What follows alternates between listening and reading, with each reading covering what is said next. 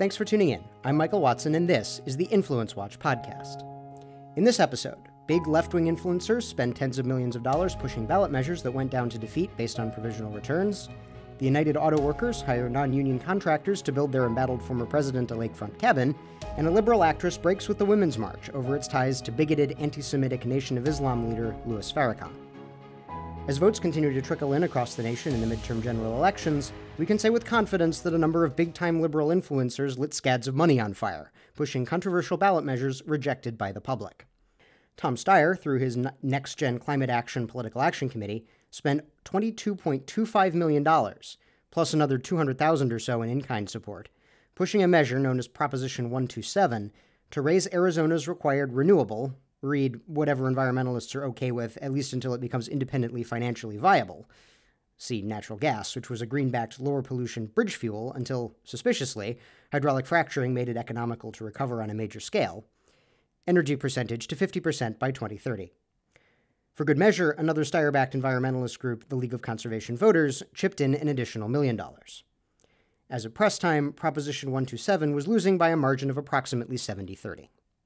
The AIDS Healthcare Foundation, a California-based organization which grew by and collects federal funds through Medicare for providing health services to poor Angelenos suffering from HIV and related conditions, spent over $22 million to push a California measure known as Proposition 10, which would have expanded rent control, a particularly bad idea given the state's housing affordability crisis, given that almost all economists can agree that rent controls reduce the quantity and quality of housing.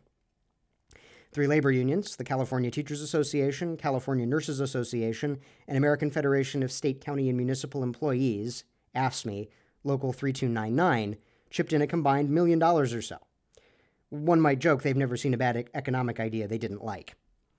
A union-backed advocacy group, Alliance of Californians for Community Empowerment, also pushed the measure. But even the liberal California electorate saw past the scheme.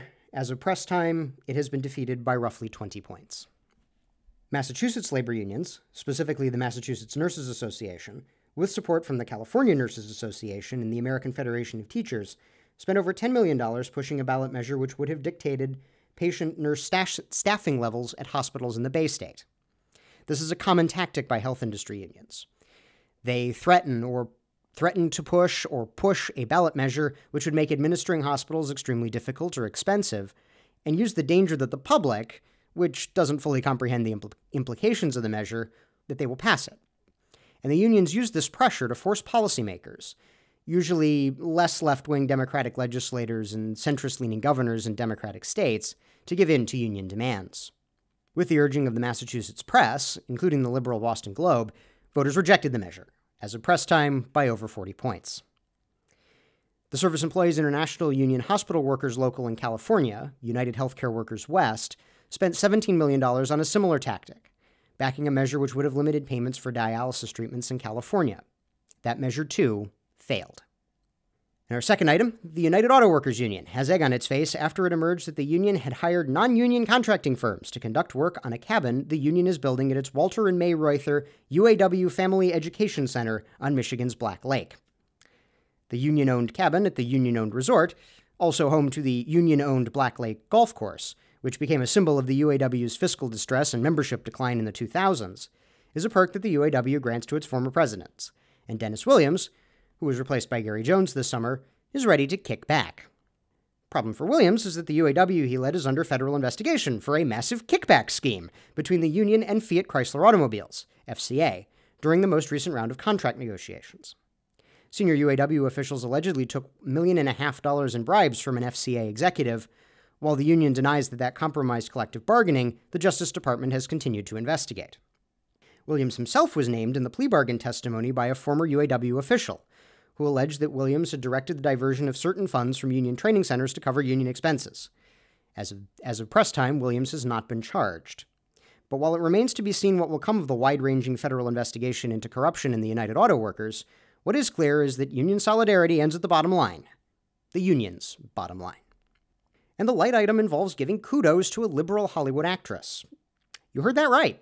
Television actress Alyssa Milano, who has made headlines recently leading get-out-the-vote efforts for liberal candidates like Texas Democratic Senate candidate Robert Francis O'Rourke, told LGBT community newspaper The Advocate that she would not speak at future women's marches due to some of the march's leaders' close ties to Louis Farrakhan, leader of the extremist group Nation of Islam. To get an idea of why Milano, who has spoken at women's marches in the past, might want to disassociate from the group, recall that in February of this year, Women's March Incorporated co-president and Women's March co-organizer Tamika Mallory attended a Chicago speech given by Farrakhan, during which he took numerous derogatory swipes at Jewish people. Farrakhan, echoing ancient and modern anti-Semitic tropes, denounced the, quote, Jewish-controlled media, called Jews, quote, children of the devil, and members of, quote, the synagogue of Satan. He blamed Jews for, quote, degenerate behavior in Hollywood. As a result of these and other extremist and bigoted statements, Milano said she would not speak at future women's marches if the organization is still led by Mallory and her colleague Linda Sarsour, who has also associated with Farrakhan. And it must be said, especially in light of the recent neo-Nazi attack on a Pittsburgh synagogue, it is critical that figures on both the left and the right oppose anti-Semitism wherever it appears. Credit to Milano for putting what's right before what was politically convenient. That's our show for this week. If you're listening to this on YouTube, we encourage you to subscribe on iTunes or Stitcher. And if you have subscribed, thank you, and please leave us a 5-star rating. We'll see you next week.